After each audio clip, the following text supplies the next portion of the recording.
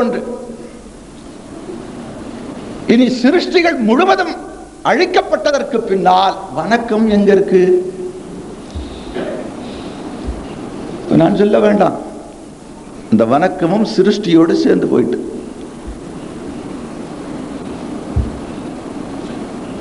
ஆனால் அதே நேரம்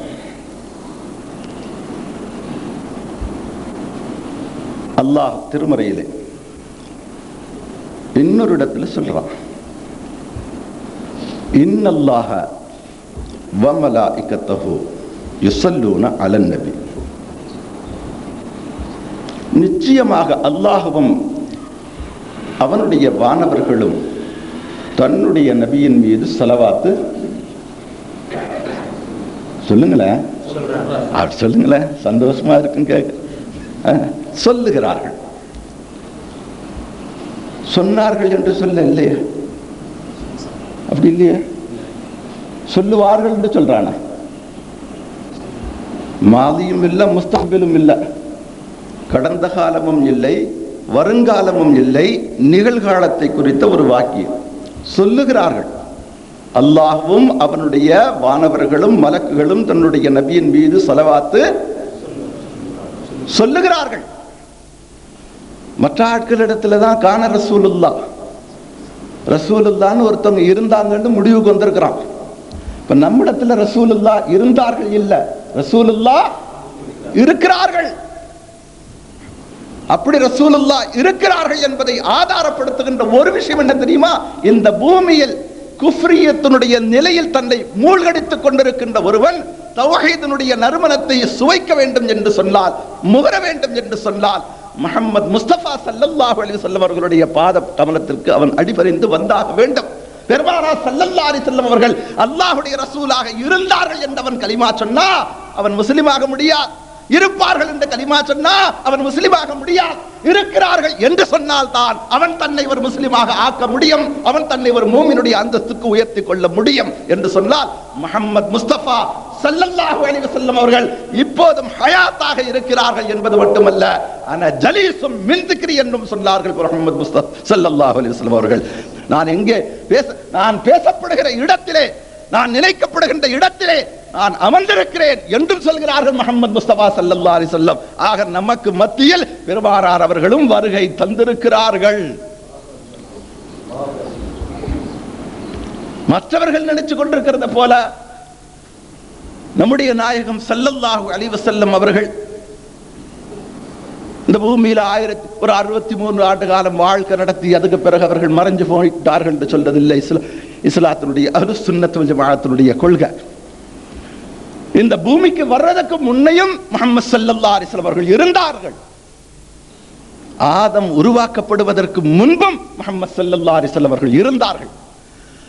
இவன் சொல்றாங்களே ரசூலுல்லாஹ் நம்மள மாதிரி ஒரு மனுஷராகத்தான் இருந்தார்கள் என்று சொல்றாங்களே, அப்ப ஆதம் படைக்கப்படுவதற்கு முன்பும் இருந்தார்களே. குந்து நபியன் வ ஆதமன் பைனல் மாஇ வத்தீனி என்று சொன்னார்களே பெருமானார் ஸல்லல்லாஹு அலைஹி வஸல்லம் அவர்கள். ஆதம் தண்ணீருக்கும் நீருக்கும் மண்ணுக்கும் மத்தியிலே இடையில் இருக்கின்ற போதே நான் நபியாக இருந்தேன் என்று சொன்னார்களே பெருமானார் ஸல்லல்லாஹு அலைஹி வஸல்லம் அவர்கள். அப்ப மனுஷராகத்தான் இருந்தாங்களா? மனுஷனே வல்ல, ஆதமே வர இல்லைங்க, ஆதமே படைக்கப்படவில்லை. ஆனால் முஹம்மது ஸல்லல்லாஹு அலைஹி வஸல்லம் அவர்கள் இருக்கிறார்கள். அப்ப எப்படி இருந்தாங்க? மனுஷரா இருந்தார்களா, இல்ல மலக்கா இருந்தாங்களா, இல்ல ஜின்னா இருந்தாங்களா? எப்படி இருந்தாங்க ரசூலுல்லாஹ்? எப்படி இருந்தார்கள் என்று எப்படி இருந்தாங்க தெரியுமா? அவ்வளவா ஹலக்கல்லாஹு அன நூரும் மின் நூரில்லா. பெருமானார் ஸல்லல்லாஹு அலைஹி வஸல்லம் சொல்றாங்க, நான் அல்லாஹ்வுடைய நூரில் நின்றும் நூறாக இருக்கிறேன். இதுதான் பெருமானார் ஸல்லல்லாஹு அலைஹி வஸல்லம் சொல்லி கொடுக்கிறாங்க. இரண்டாவது இன்னொரு விஷயத்தையும் நான் விளங்க வேண்டும். முஹம்மது முஸ்தபா ஸல்லல்லாஹு அலைஹி வஸல்லம் அவர்கள் அல்லாஹ்வுக்கும் அவனுடைய சிருஷ்டிக்கும் மத்தியில் எந்த நிலை வகிக்கிறார்கள் என்பதை நாம் விளங்கணும். ரசூலுல்லாஹ் அல்லாஹ்வுக்கும் அவனுடைய சிருஷ்டி பொருட்களுக்கும் இடையில் எந்த நிலை வகித்துக் கொண்டிருக்கிறார்கள் என்பதை நாம் விளங்கினாதான் முஹம்மது ஸல்லல்லாஹு அலைஹி வஸல்லம் அவர்களுடைய மகத்துவத்தை நாம் விளங்க முடியும். ரசூலுல்லாஹ்வை விளங்காதவன் என்றைக்கும் அல்லாஹ் விளங்க முடியாது. ரசூலுல்லாஹ்வுடைய திருக்கரத்தால் சுத்தப்படுத்தப்படாதவன், தூய்மைப்படுத்தப்படாதவன் ஒரு காலத்திலும் சுத்தமாக முடியாது. ஒரு அத்தாட்சி தெரியுமா? ஒரு ஆதாரம் வேண்டுமா? பெருமானார் ஸல்லல்லாஹு அலைஹி வஸல்லம் அவர்கள் 1400 வருஷத்துக்கு முன்னால 360 சிலைகளால் அர்ச்சிக்கப்பட்ட, வணங்கப்பட்ட, ஆராதிக்கப்பட்ட அந்த கஅபாவை நாயகம் ஸல்லல்லாஹு அலைஹி வஸல்லம் அவர்கள் தன்னுடைய திருக்கரத்தால் தூய்மைப்படுத்தினார்கள். உலகம் அழிகின்ற வரை அந்த கஅபா தூய்மையாகத்தான் இருக்கும். இதா ரசூலுல்லாஹ்வுடைய கரத்தால் தூய்மைப்படுத்தப்படுகின்ற ஒரு நிலை என்று சொன்னா, ஒரு மூமினுடைய உள்ளத்தை முஹம்மது ஸல்லல்லாஹு அலைஹி வஸல்லம் அவர்களுடைய திருக்கரம் தூய்மைப்படுத்த வேண்டும் என்று சொன்னா, ரசூலுல்லாஹ்வுடைய நேசம் அதுக்கு முன்னால் அவனுடைய கல்புல வரணும். அல்லாஹ்வுடைய ரசூலை நேசிக்கின்ற நிலை வராத எவனும் பெருமானார் ஸல்லல்லாஹு அலைஹி வஸல்லம் அவர்களுடைய நெருக்கத்தை, அவர்களுடைய குர்பியத்தை, அவர்களுடைய சமீபத்தை பெற முடியாது என்று சொன்னா, அல்லாஹ் தஆலா முஹம்மது ஸல்லல்லாஹு அலைஹி வஸல்லம் அவர்களுடைய மகத்துவத்தை அவனுடைய அடியார்களுக்கு உணர்த்தி காட்டுகிற வகையில் சொல்லிக் கொடுக்கிறான். என்னை வணங்குகின்றவைகள், என்னை வணங்குகின்றவைகள் என்னால் உருவாக்கப்பட்ட, என்னால் தோற்றுவிக்கப்பட்ட, என்னால் படைக்கப்பட்ட என்னுடைய சிருஷ்டி பொருட்கள். இனி என்னுடைய சிருஷ்டிகள், என்னுடைய படைப்புகள் அனைத்தையும் நான் ஒரு நாள் அழிப்பேன், இல்லாமல் ஆக்குவேன். அத குர்ஆன்ல அல்லாஹ் தெளிவா சொல்றான், குல்லு மன் அலைஹா ஃபான், எல்லாவற்றையும் நான் அழிப்பேன். அப்ப மீதி யார் இருப்பா? வையப்புக்கா, மீதியா இருக்கிறவன் யாரு? வஜ்ஹு ரப்பிக்க, உங்களுடைய ரட்சகனுடைய திரு தோற்றம் மட்டும்தான் அன்னைக்கு மீதியா நிற்கும், அதை தவிர வேற எதுவும் இருக்காது என்று சொல்றான் அல்லாஹ்.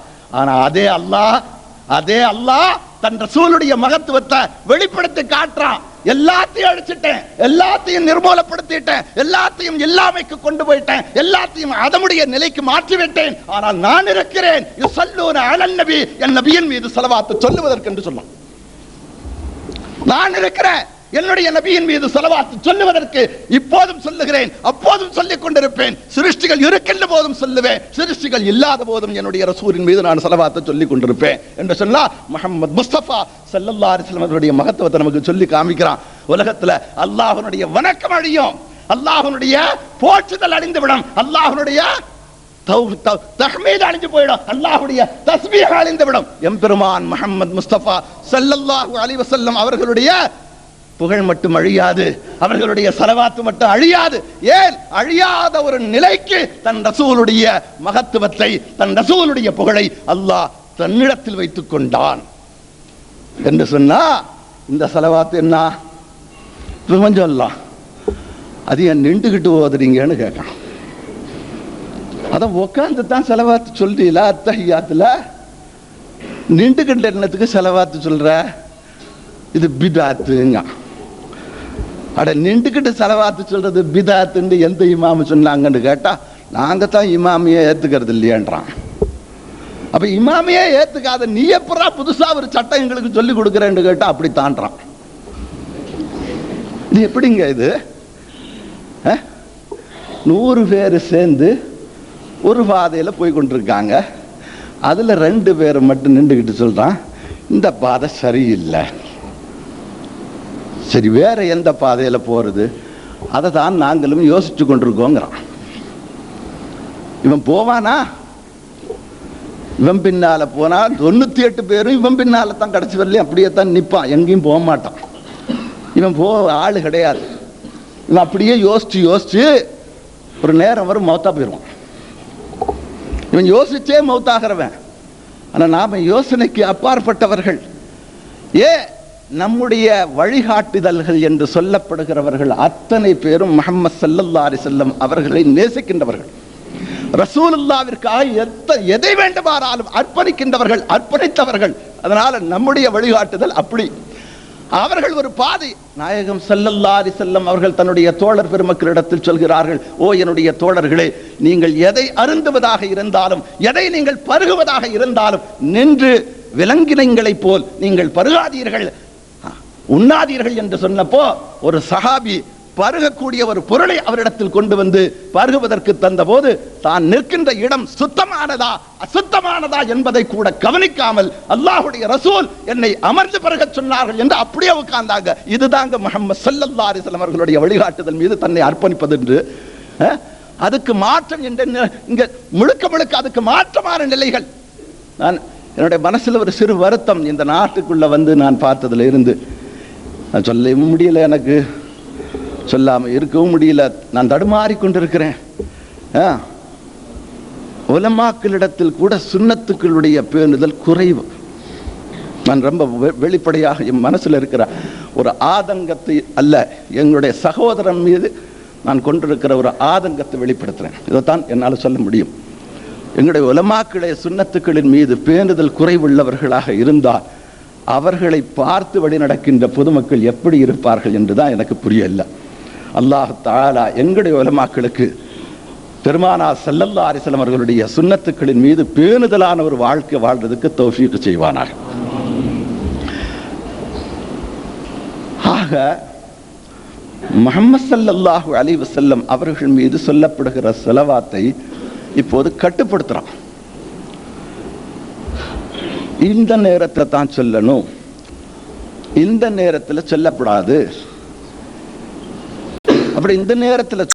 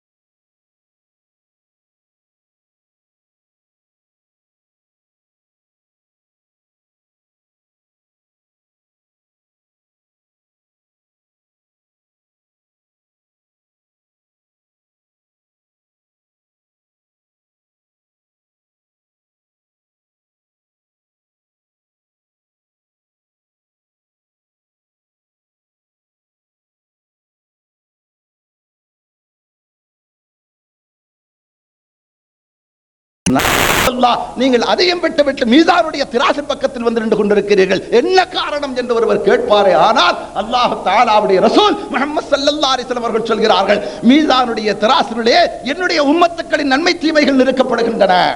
சிராத்துல் முஸ்தகீமுடைய பாலத்திலே என்னுடைய உம்மத்துக்கள் அதை கடந்து வந்து கொண்டிருக்கின்றார்கள். என்னுடைய உம்மத்துக்கள் நரகத்தினுடைய வாசல்படியிலே நான் நிற்கின்ற போது என் உம்மத்தை சேர்ந்தவர்கள் யாராவது வருகிறார்களா என்றவர்களை நான் கண்காணிப்பதற்காக நிற்கிறேன் என்று சொன்னால், சிராத்துல் முஸ்தகீமுடைய பாலத்தில் அவர்கள் திடுக்கமும் பயம் கொண்டவர்களாக, தன் உள்ளத்திலே திடுக்கத்தை சுமந்தவர்களாக, அச்சத்தை சுமந்தவர்களாக, தட்டுத்தடுமாறியவர்களாக, திண்டாடியவர்களாக, மனம் பயத்தினால் உறைந்து போனவர்களாக அந்த சிராத்துல் முஸ்தகீமுடைய பாலத்தை அவர்கள் கடந்து வந்து கொண்டிருக்கின்ற போது, அதற்கப்பால் நான் நின்று கொண்டிருக்கின்றேன், அதற்கப்பால் நான் நின்று கொண்டிருக்கின்றேன். என்னை பார்க்கின்ற அவர்கள், ஆஹா, நம்முடைய நாயகம், நம்முடைய ஆக்கா, நம்முடைய மௌலா, நம்மை காப்பாற்றுகின்ற நம்முடைய ரட்சகர் முஹம்மது ஸல்லல்லாஹு அலைஹி வஸல்லம் அவர்கள் அங்கே நின்று கொண்டிருக்கின்றார்கள், நாம் எப்படியும் கரை சேர்ந்து விடுவோம், நம்மை காப்பாற்றுவதற்காகத்தான் அவர்கள் வந்திருக்கிறார்கள் என்று என் உம்மத்துக்கள் தங்களுடைய முகத்தில், தன்னுடைய உள்ளத்தில் இருக்கின்ற அச்சத்தை அகற்றுவதற்காக, அவர்களுடைய திடுக்கத்தை போக்குவதற்காகத்தான் நான் ஒரு நேரம் சிராத்துல் முஸ்தகீமுடைய பாலத்தின் ஓரத்தில் நிற்கிறேன், இன்னொரு நேரம் நரகத்தினுடைய வாசல்படியிலே நின்று கொண்டிருக்கிறேன், இன்னொரு நேரம் மீசானுடைய தராசுடைய தட்டுக்கு பக்கத்தில் நிற்கிறேன். அதே நேரம் இன்னொன்றையும் செய்கிறார்கள் முஹம்மது ஸல்லல்லாஹு அலைஹி வஸல்லம் அவர்கள். ஒரு மனிதனுடைய நன்மை தீமை நிறுக்கப்பட்டு, அப்படி நிறுக்கப்படுகின்ற போது தீமை அதிகமாகி தீமையினுடைய தட்டு தாடுகின்ற போது நாயகம் ஸல்லல்லாஹு அலைஹி வஸல்லம் அவர்கள் தன்னுடைய சட்டை பையிலே இருந்து ஒரு துண்டை சீட்டை எடுத்து நன்மையினுடைய தட்டில் போடுகிறார்கள் ரசூலுல்லாஹ். இந்த நன்மையினுடைய தட்டில போட்ட உடனே அந்த நன்மையினுடைய தட்டுக்கணத்து நரகத்திற்கு உரியவனாக போக வேண்டிய அவன் இப்போது சொர்க்கத்திற்கு உரியவனாக மாறுகிறான்.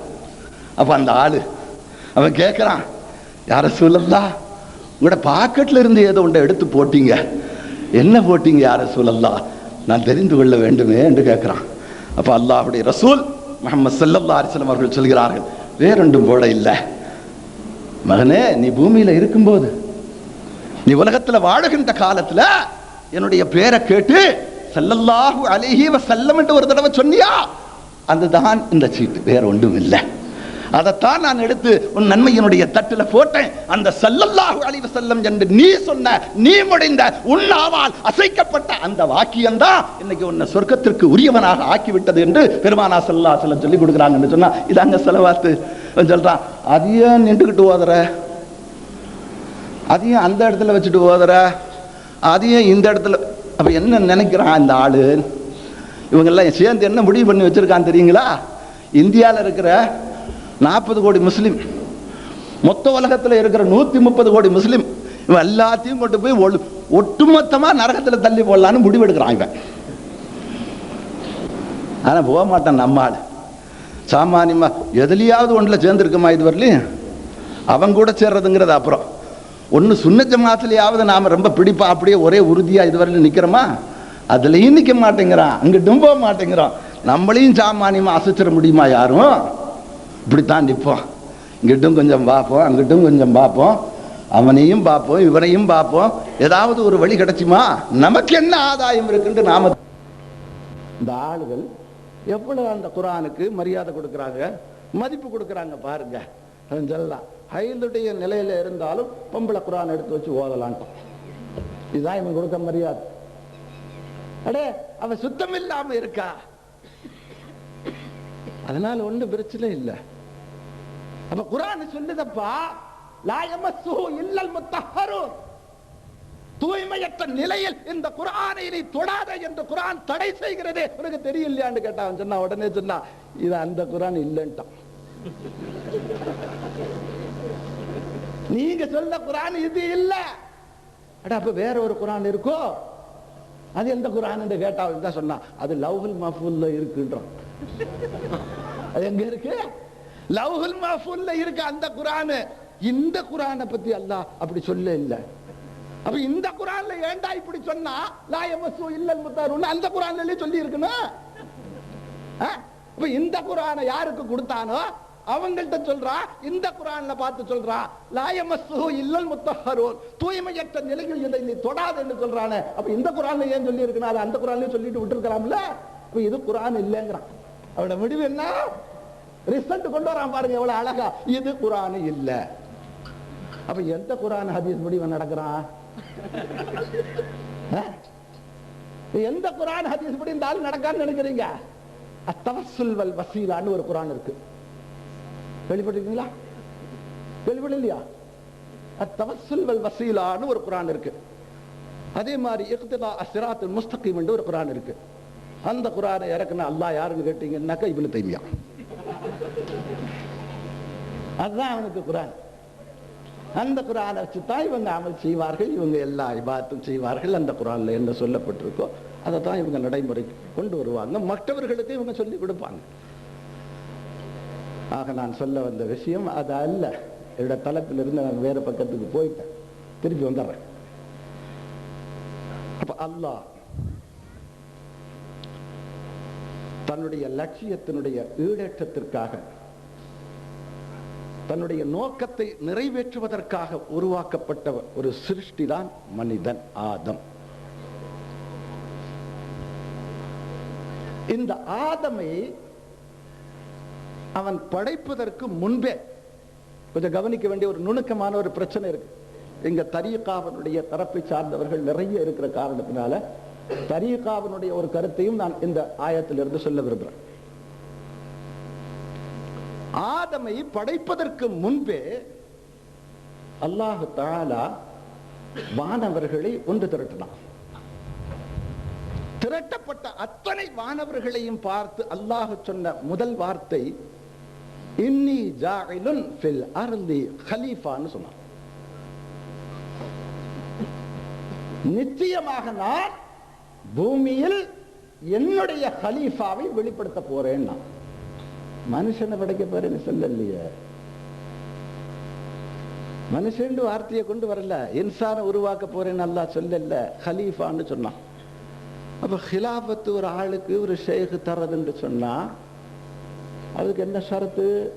5 வேளை தொழுகணும், நோன்பு பிடிக்கணும், ஜகாத்து கொடுக்கணும், ஹஜ் செய்யணும், ஷேகுமார்கள் தரக்கூடிய அவுராதுகள் வதாயிஃபுகள் எல்லாம் தொடர்ந்து ஓதிட்டே இருக்கணும், ஜிக்ரு செய்யணும். அது ஜஹரா இருந்தாலும் சரி, அது சிர்ரா இருந்தாலும் சரி, அல்ல ஹஃபியா இருந்தாலும் சரி, அல்ல மய்யா இருந்தாலும் சரி, முராகபா செய்யணும், முஷாஹதா செய்யணும், முபாலகா செய்யணும். இவ்வளவும் செஞ்சு ஒரு பக்குவ நிலைக்கு வந்ததுக்கு பின்னால அவருக்கு ஹிலாபத்து ஷேகுமார்கள் தருவார்கள். அப்படியா? அப்படின்னா ஆதமுக்கு கிடைச்சிருக்காது.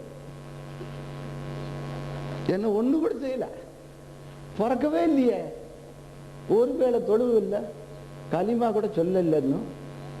ரூஹு வந்து அதுக்கு பிறகு இல்ல கலிமா சொல்றதுக்கா? ரூஹே வரல, கலிமாவே சொல்ல இல்ல.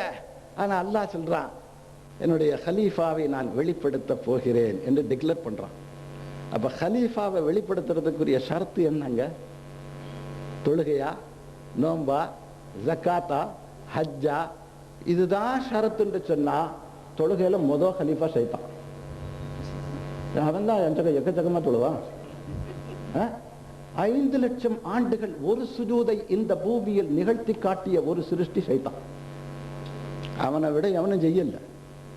5 லட்சம் வருஷம் ஒரே சுஜூதில் கிடந்த ஒரு சிருஷ்டி, ஒரு படைப்பாளி ஷைத்தானுடைய இப்லீஸ் தான்.